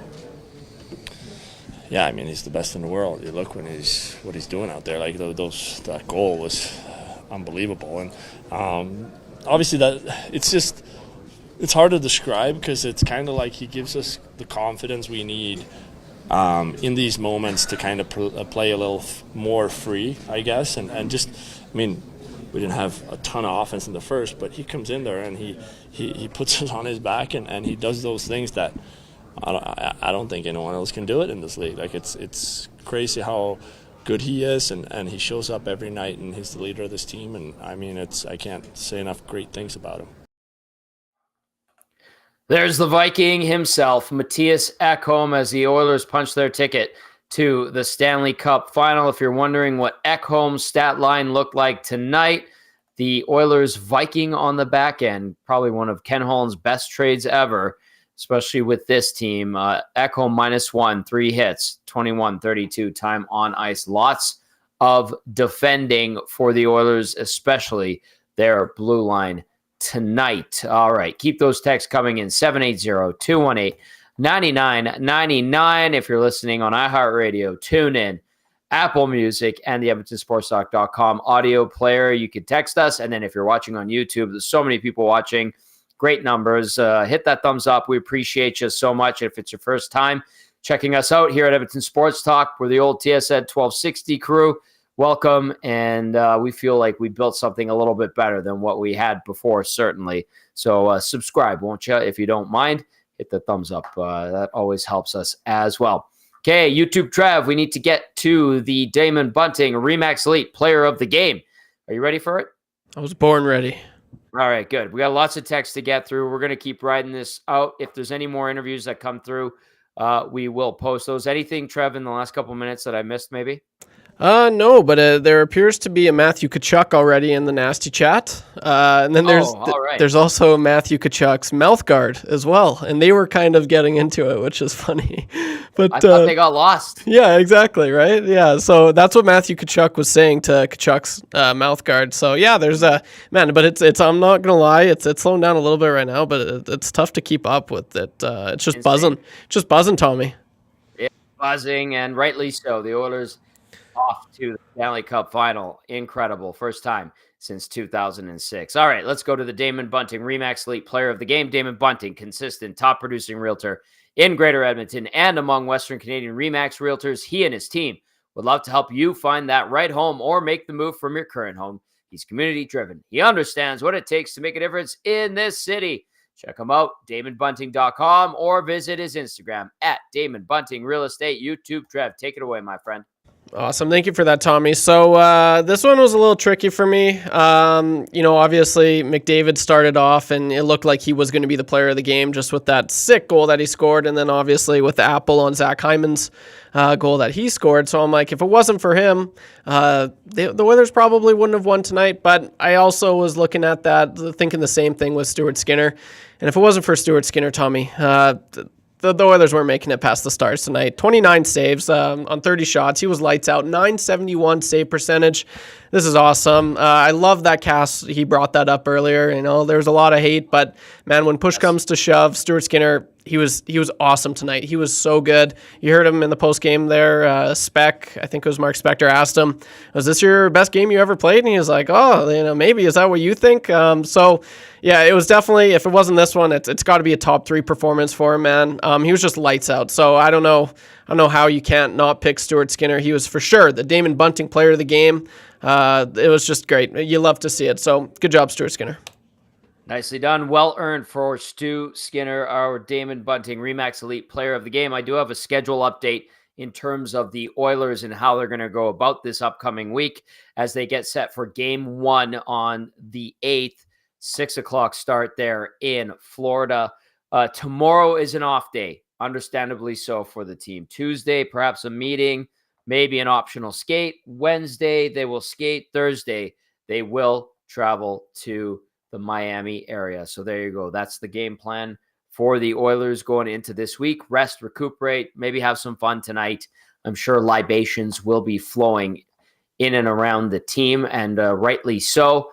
And then they will recuperate tomorrow and then get a nice meeting in, maybe some pre-scouting, certainly for the Panthers on Tuesday. Wednesday, they'll be on the ice. Thursday, they will fly to Florida, getting ready for Game 1 of the Stanley Cup final. Let's get to some texts. Keep those coming in. 780-218-9999. This party's still going strong. My goodness, so many people watching and listening. Absolutely phenomenal to see. Enjoy it, Edmonton and Oil Country, because this is a special time for this team. Let's go to RBM. Says, I just told my wife that the last time they were in the final is before they started dating. And then RBM adds, do you mean turtleneck? That should be the chant, not Bobrovsky. Turtle, turtle, turtle. Skinner haters have no leg to stand on anymore. As far as I'm concerned, great in this series. Pumped for him, says RBM. Donovan texting in says, what a crazy game. I've watched almost every single Oilers game since 2006. I just can't believe how this feels. It felt like I was at my wit's end before the Oilers hired Chris Noblock, but We didn't give up, and neither did the Oils. So I am enjoying this. Donovan, enjoy the moment. Good on you for sticking with a team that was literally tied for last in the NHL on November 9th after losing to the worst team, the San Jose Sharks. But Edmonton was right there with them. I wrote them off that night. Happy to be wrong. This is incredible and has been a ton of fun to keep tabs on and cover this team. Let's go to Kyle. Kyle texted and said, I had more shots of birdie boos this game than the Oilers had on net. So definitely had 10 plus. Kyle, nicely done. And thankfully it's 20% and it goes down easy. It tastes good. Reno texting us says, the Northside boys are on our annual golf trip in Kimberley, watching the Oil march towards Lord Stanley's Cup. Now we can relax and golf until they start their last big push for it. Go Oil. Rip City Step getting in says, never doubted breathes for the first time in 2 hours. Tommy, remember when you declared the season over? What a season. Thanks for being our tour guide on this wild ride. Yep, Step, definitely remember that. And my pleasure to bring you along on this crazy up and down roller coaster ride of a hockey season. And that's what I do this for, because it's a ton of fun. And regardless of people yell at me, get mad at me, don't like me, think I look like a dum-dum, I don't care. I'll keep doing it because this is what I love to do. It's fun to talk about sports, and that's why we do this here at EST as well. Thank you, Rip City Step. Appreciate that very much. Stamp Hater getting into the action says, Brett Kulak being able to move to a top 4 role while playing his wrong side is one of the low-key huge things that happened the past few games. What a gamer. Well said, Stamp Hater. For the guy, Brett Kulak, the kid from the Stony Plain area, absolutely tremendous, just rock solid his entire time as a member of the Oilers. And there were people saying, trade him, move on from him. Glad you didn't, right? Glad you didn't. Jerry says, hey, Tom, what are the odds makers saying about the final? Haven't looked, Jerry. We'll have all that stuff for you via our good friends over at Cool Bet, unless someone wants to bring that up. But we will go with our Cool Bet crew on that. BC Trav says, I literally posted a GoFundMe for my season tickets when the boys lost to the Sharks. You remember that night. Seems like a lifetime ago now, boys. BC Trav, we definitely do. Doesn't sign text guy says, I didn't realize Nashville was in the Cup final in 17. Ekholm has the experience to carry. Yes, it was the Preds losing to the Pittsburgh Penguins. Let's go to this one. Says, hey, Tom and the boys. Mark from Sun City West. Man, oh man, that was ugly, and Skinner saved their asses. FYI, TNT panel has the Panthers winning easy. I say, let's go Oilers. Yes, they did. I retweeted it. Biz Nasty started it off, Paul Bissonnette saying Panthers, and then the rest of the crew said Panthers. So Oilers look like, to some, maybe most, are the underdogs. The great one picked the Oilers to win the Stanley Cup. Safety Bob. Getting back into the inbox, 780-218-9999. Says, here is the real question. How do I explain to my wife I'm dropping $2,000 on tickets for myself and the boy? Safety Bob, I'm not married. I don't know how to get myself out of jams that you've just described, but I would probably look at it and go like, it's for the boy. I'm trying to give him an experience he'll never have again, or at least the first time of many. That might ease things a little bit and might lessen the blow. My guess. I don't know. That's what if you have any recommendations for Safety Bob in the nasty chat, let him know. Let's go to the Reverend. Says, my son was born April 2006. I watched some of the games in the hospital. This weekend, we celebrated his high school graduation. Go Oilers from the Reverend. R-Dubs getting in there says that. Shut up all the Skinner haters. Way to go, Stu. Stand behind the Edmonton boy. Millwoods Matt says, I can't wait to find out the injuries from Dallas, especially Tanev. Yes. And let's hope the Oilers are this year's St. Louis Blues. That would be a lot of fun, wouldn't it, Millwoods Matt? Jeff W. says, are you going to Miami? You said it's media charter for the media. Is that still true? So glad you're doing post-game shows. Jeff, yes, there's likely a media charter between Edmonton and Miami. You still have to pay for it. And EST, although doing well, we don't have the budget for that. So we will be doing the pre and post game show from our fine city. And we're more than happy to provide it, have been all season long. And that's why we do this. Pre and post game, baby. That's where all the fun is, in my opinion. All right, I've been talking a ton. Let's hear from somebody else for a change. Let's go to head coach of the Edmonton Oilers, Chris Noblock. September, you're preparing for an AHL season. You're coaching in the AHL. Now you're going to be preparing a team for the Stanley Cup final. Maybe just the thoughts on this process and on this year and on your journey. I don't have any words. This is remarkable. It's amazing. I just hopefully at the time hoping I get my American League team into the playoffs, and we'll see what happens from there. And for me to be going to the Stanley Cup final with this organization, awesome. It is awesome. But I know everyone said it. We want 4 more, but right now this is pretty awesome. Third row on the left, Jason. Chris, this is for Cam. He's wondering, who are you thinking about now and why? Well, my family, obviously, would be the biggest one. My wife, I just think about the sacrifices she made for me to be here and coach. How many times we've moved and how many jobs she's given up.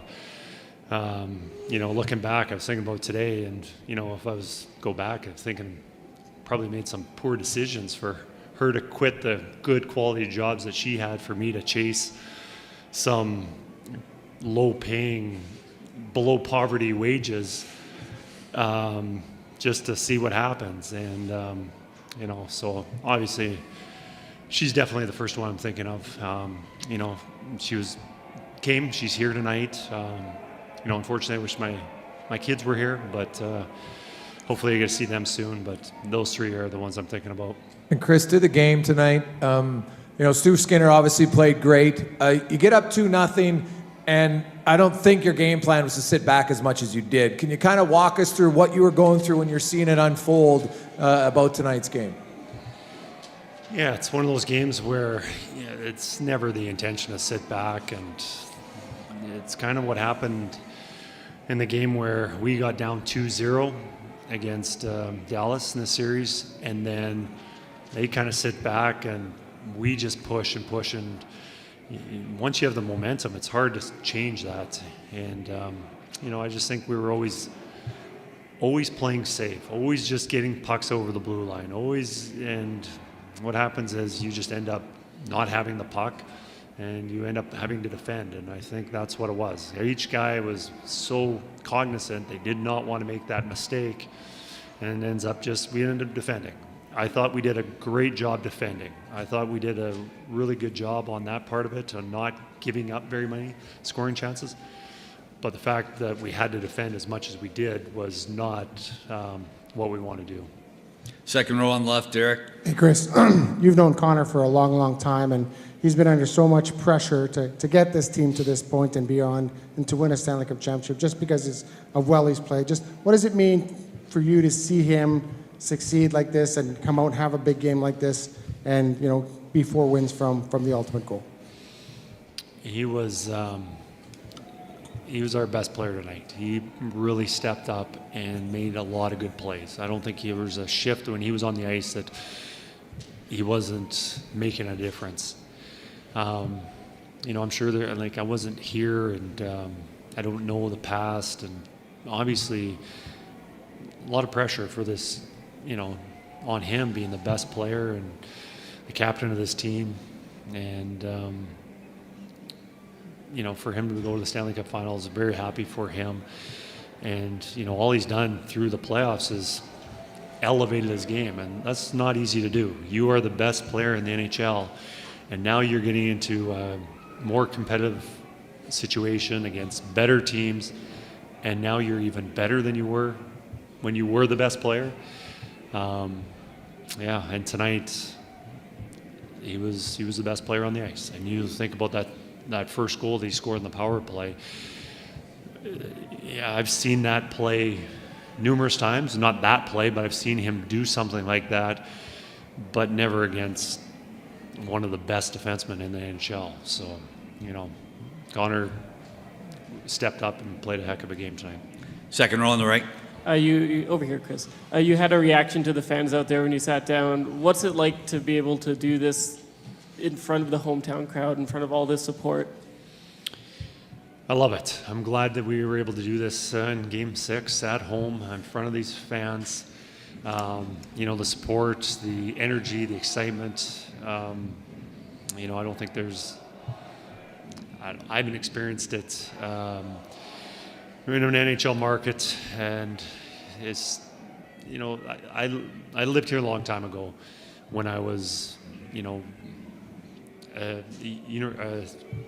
attended the University of Alberta.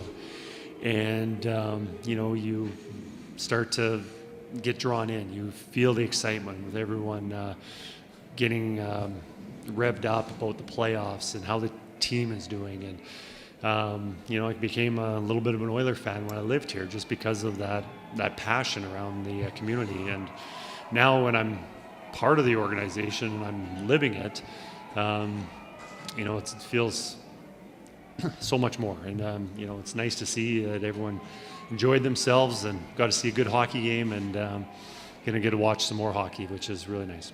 Front row left, Bob. Chris, you outscored Dallas 5-0 special teams in this series. Second series in which you didn't give up a goal when you were shorthanded. Just a thought on, and Skinner was terrific, yes, but that group collectively overall and the contributions you got from them. Yeah, I look back and where that all started on the penalty kill. The penalty kill when I got here was struggling, and I'm not taking any credit on this penalty kill. It's not my responsibility. It's Mark Stewart, who's done a tremendous job on that. The only thing I'll take credit for was giving him that responsibility to do the penalty kill. And I've said this before, I wasn't sure. I didn't know Mark, and he'd never run the penalty kill. And I didn't know him as a coach. I knew he's fairly green and hadn't been doing this very long, but there wasn't many options, and we gave him that responsibility, and he has done a fabulous job with it. And I don't think we'd be here today if our penalty kill hadn't been as strong as it had been through all the series. Front left, Mike. Chris, just a couple quick things. First of all, you worked with Connor when he was a teenager that was younger than everybody else in the OHL. I mean, does he still astonish you sometimes, even as a coach, where you're sitting there looking at him do something going like, wow, I never expected that? And the second part of my question would be, you're from a town of like 300 in rural Saskatchewan. What's the journey been like when you look out the window and see all those people and think about where you've come from? There might be more people out there than live in your town where you grew up. There is definitely more people on this street than in my town. There's maybe 3 or 4 times as many people on that road. I am very proud of where I came from. There was at the end of the season, one of the last weekends when we were playing Arizona, there was a bus trip from people from my hometown that came, and I got to see them and I got to address them here in this room. And it was nice for them to come and give me the support. And I'm very proud of that. And it's nice.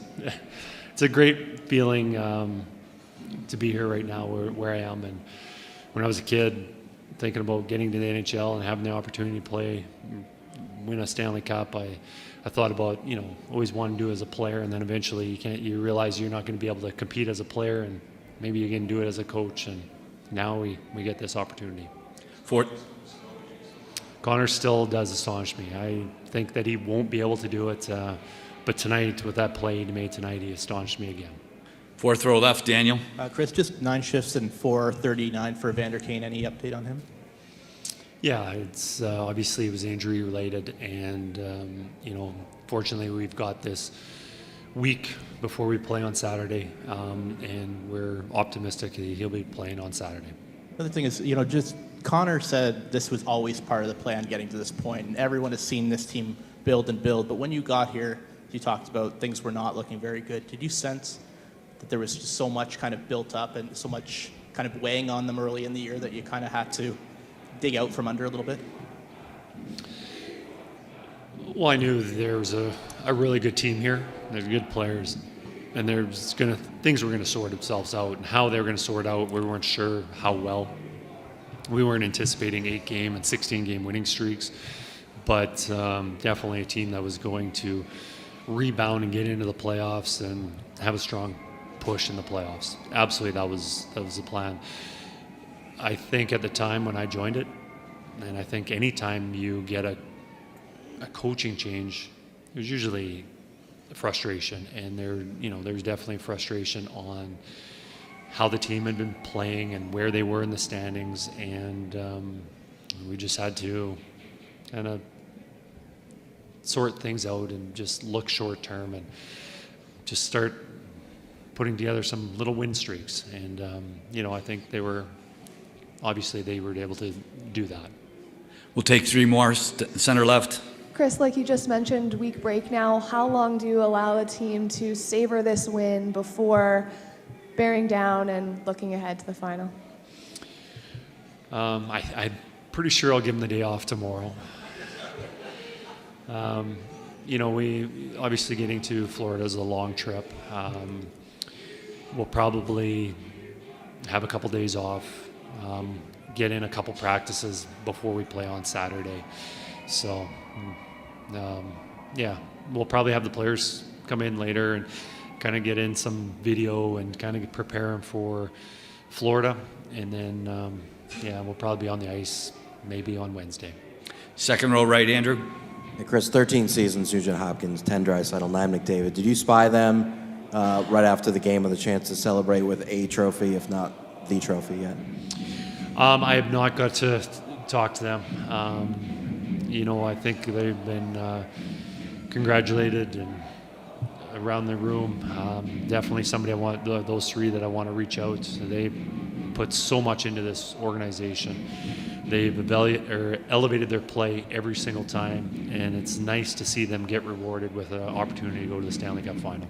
Last one, front row left, Mark. Chris, this team's always been about scoring goals. They got superstars. You win this game on 10 shots on goal. You win it on a penalty kill that hasn't let a goal the whole series, and you win it on a goaltender that was better than the other guy. Is it a bit of a metaphor for where this team had to get to in order to really succeed the way it has? It is so nice to see us win games through contributions, through other people who have probably been kicked and dragged through the mud, and just where a lot of things that were said about this team that couldn't do this because our goaltending wasn't good enough. We can't win because we rely on scoring goals, and we need 4 or 5 every night. We don't check well enough. We don't have a good enough penalty kill. Just all those things. And, through the playoffs, and you can't have success unless you're good at all those things. And each night it's a little bit different. Stu, nice to see him have a game like this. We don't win this game unless Stu is terrific. Tonight he was terrific. And I think through the series, he has been terrific. Maybe one goal that maybe he wants back, but I think he had an outstanding series, and it's nice to see guys like that, and there's many other guys in that room too, where they've been told that you're not good enough, but I beg to differ. They are.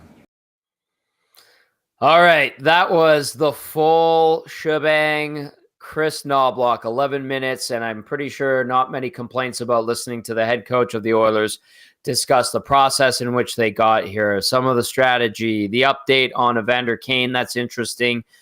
He is nicked up, coach confirming that. So we will see what happens with Kane. He has 5 days to heal up.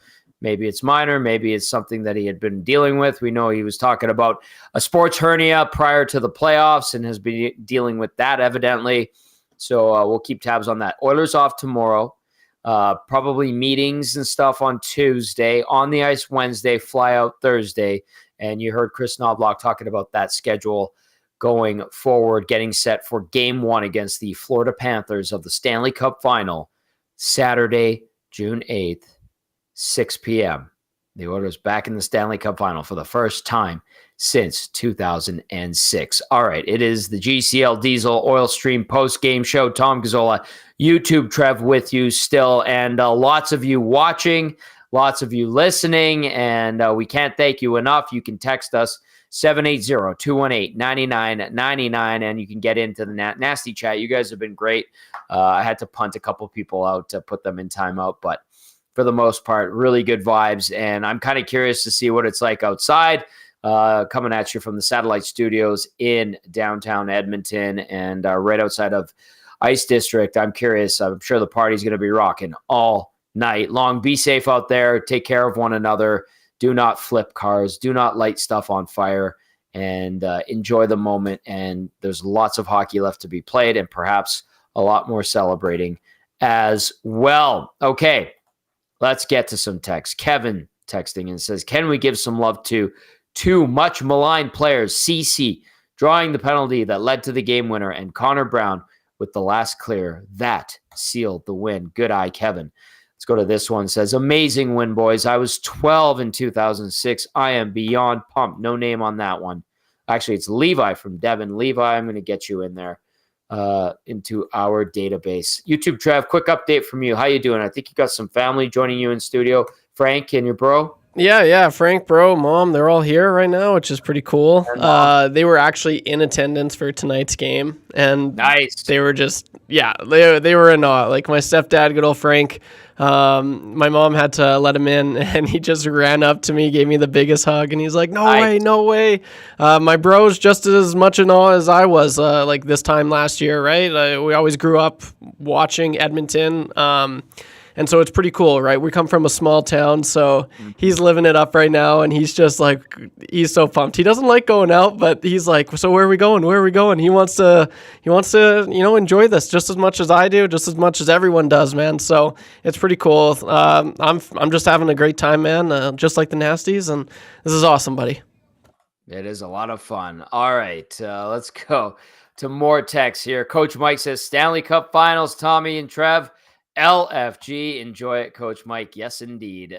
Donnie says, Donnie's pumped up. I'm not going to read that one. This one says, hi, Tom. Last year, I'm with Reno and the boys, and we are loving wearing the Oiler colors in Vancouver territory. Great show.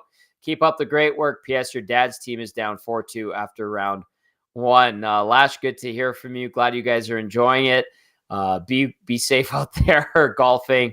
The fact that my dad's team in golf is down 4-2 after one round is zero surprise. Like absolutely zero surprise. Have fun out there, boys. You guys need to mix in the water. You guys aren't young men anymore, but young at heart, I would say. Sheldon texting in says, boys, I'd like Cass's take on this other than the obvious things. PP, what was the key that allowed the Oilers? All right, Cass is gone. He's been gone for a while. Sheldon also added, Tommy, I was freaking out all game. I could hear my heart pounding in my ears, and I couldn't feel my face. I was pacing around the living room, just coming apart at the seams, having an aneurysm. Can't believe it's real. And the Oilers are going to the finals from Sasky Sheldon. This one just came in and says, now that I've calmed down, a couple hours later, Stuart Skinner won this game for the Oilers. Man stood on his head tonight and continues to prove the critics wrong. Love to see it. Woo. If there's any more texts coming in, I will read them. 780-218-9999. Trev, this is the longest game or longest post-game show that we have done. We're almost at 2 hours. We went strong all night. Anything else you want to add in there? If there's anything that we need to mention, please fire us a text. 780-218-9999. Nasty chat. You guys are great. You guys are dealing with it yourselves. I need another beer. I'm not going to lie to you. I have crushed this 6 o'clocker lager. A big thank you to Steve over at Hudson's Bourbon Street for hooking that one up in my lunch bag that he provided for me, and the fine staff over at Hudson's Bourbon Street. We'll let you know where we're at during the Stanley Cup Final. TBD, obviously, our fine partners over at Hudson's Canada's Pub.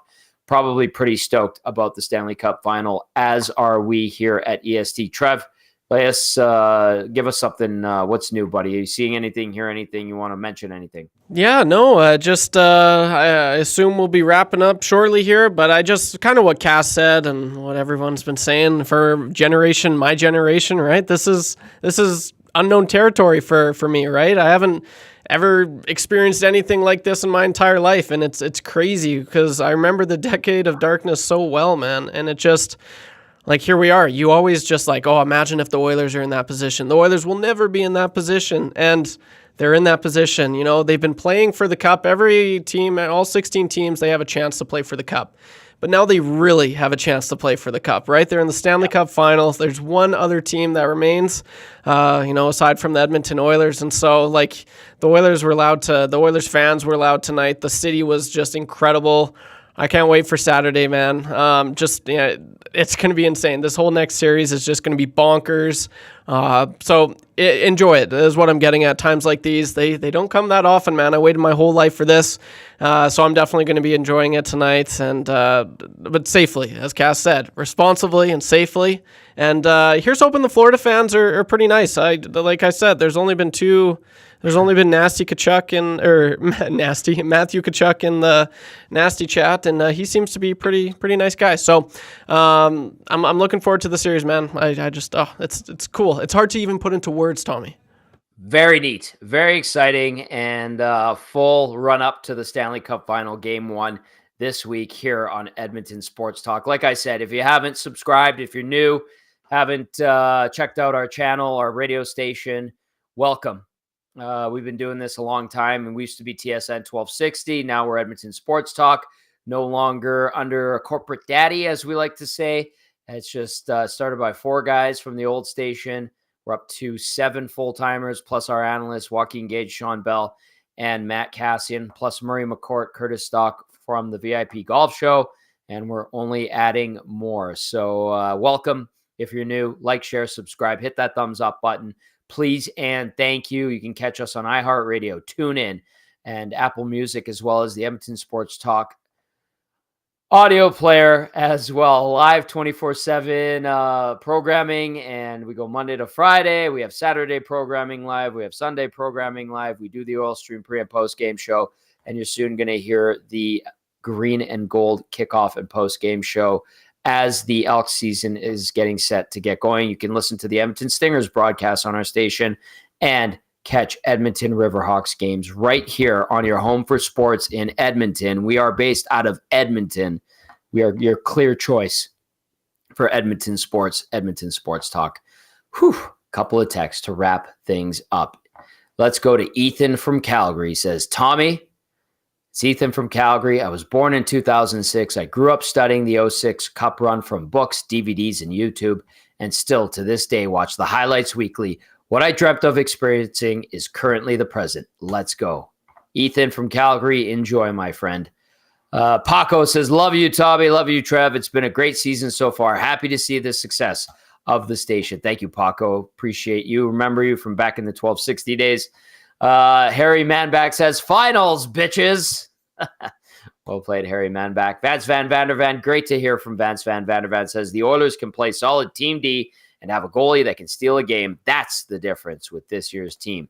Taco says, Tommy, I can honestly say it hasn't hit me yet. I'm in shock. Pinch me.